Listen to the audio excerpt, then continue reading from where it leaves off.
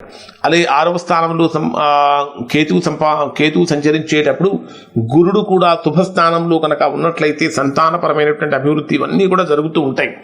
కానీ 6వ స్థానంలో కేతువు ప్రవేశించినప్పుడు ఏం జరుగుతుందంటే ఉద్యోగపరంగా కనుక తీసుకుంటే వీరికి బదిలీలు అనేటటువంటివి ఖచ్చితంగా జరుగుతూ ఉంటాయి. అంటే ట్రాన్స్ఫర్స్ జరుగుతూ ఉంటాయి. సహచరులతో అనేక రకాలైనటువంటి సమస్యలు, అంటే మీ కొలీగ్స్తో సమస్యలు అనేటటువంటివి కలుగుతూ ఉంటాయి.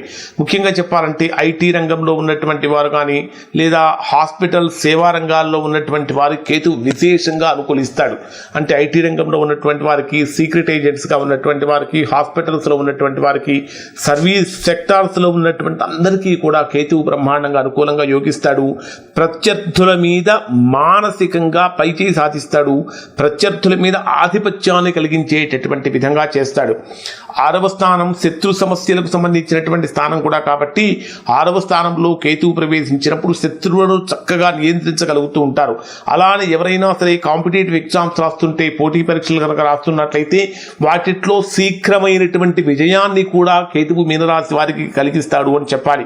అంటే కాంపిటేటివ్ ఎగ్జామ్స్లో, పోటీ పరీక్షల్లో బ్రహ్మాండంగా రాణించగలుగుతారు. అలానే బిజినెస్ డీల్స్ చేసేటటువంటి వారికి బిజినెస్ డీల్స్లో కూడా ఆ పోటీ తత్వంలో నెగ్గేటటువంటి విధంగా కూడా చేస్తూ ఉంటారు. ఎక్కడైనా సరే మనకేదైనా ఆక్షన్ జరుగుతూ ఉన్నప్పుడు ఆ ఆక్షన్లో కనుక మీనరాశి వారు కనుక పార్టిసిపేట్ చేసినట్లయితే, అంటే ఆక్షన్ అంటే వేలం పాటలు జరుగుతున్నప్పుడు వాటిలో మీనరాశి వారు కనుక పార్టిసిపేట్ చేసినట్లయితే వాటిట్లో కూడా చక్కగా విజయాన్ని పొందేటటువంటి విధంగా చేస్తాడు.